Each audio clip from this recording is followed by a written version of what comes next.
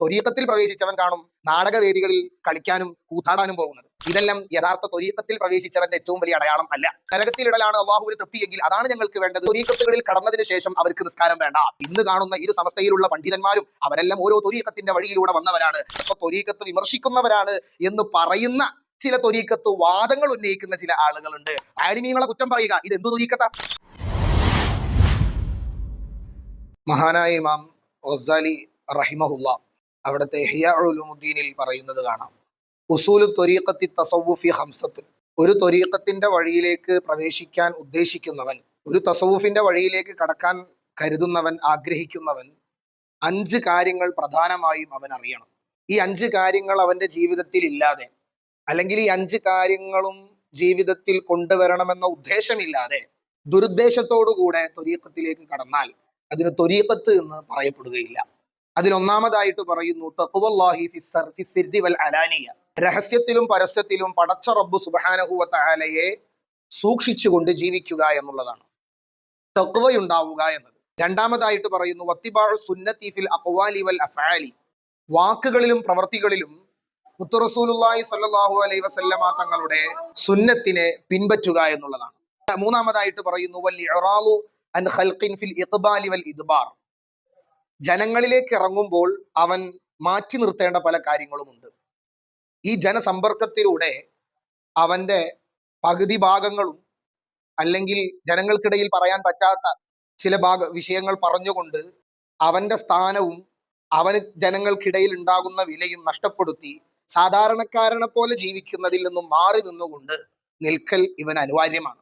ജനങ്ങൾ ചിലപ്പോൾ ദുന്യവിയായ സുഖ സൗകര്യങ്ങളിലും, ജനങ്ങൾ ഒരുമിച്ച് കൂടുന്ന സ്ഥലങ്ങളിലും, ദുനിയാവിന്റെ ആഡംബരങ്ങളിലും ജനങ്ങൾ ആഘോഷിക്കുമ്പോൾ അത്തരത്തിൽ നിന്നുള്ള കാര്യങ്ങളിൽ നിന്നും ത്വരീഖത്തിന്റെ വഴിയിൽ പ്രവേശിച്ചവൻ മാറി നിൽക്കലാണ് വേണ്ടത്.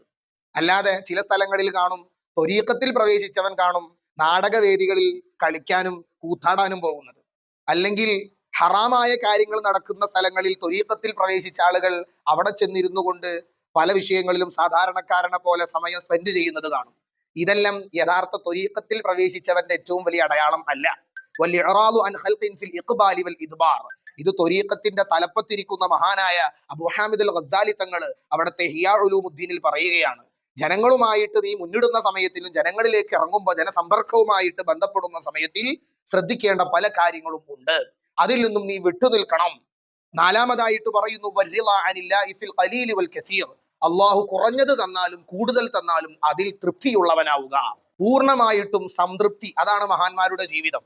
അവര് ഞങ്ങളെ നരകത്തിലിടലാണ് അള്ളാഹുവിന് തൃപ്തിയെങ്കിൽ അതാണ് ഞങ്ങൾക്ക് വേണ്ടത് എന്ന് ആഗ്രഹിക്കുന്നവരാണ് അള്ളാഹുവിന്റെ ഔലിയാ ഉൽ കിറാം. അവർ ഈ യഥാർത്ഥ ത്വരീഖത്തിന്റെ വഴിയിലൂടെ സഞ്ചരിച്ചവരാണ്. അപ്പൊ ആ വഴിയിലാണ് ത്വരീഖത്തിൽ പ്രവേശിക്കാൻ ഉദ്ദേശിക്കുന്നവനും കടക്കാൻ കരുതുന്നത്. അതുകൊണ്ട് അവനും എന്ത് ചെയ്യണം? അള്ളാഹു തരുന്ന കുറഞ്ഞതാണെങ്കിലും കൂടുതലാണെങ്കിലും അതിൽ തൃപ്തിപ്പെടണം. അഞ്ചാമതായിട്ട് പറയുന്നു വറുജൂഉ ഇലല്ലാഹി ബിസ്സറാഇ വദ്ദറാ. ഏത് പ്രതിസന്ധി ഘട്ടങ്ങൾ വന്നാലും അള്ളാഹുവിലേക്ക് അവൻ കരങ്ങൾ ഉയർത്തുക, അവന്റെ ഖൽബിനെ അള്ളാഹുവിലേക്ക് തിരിക്കുക.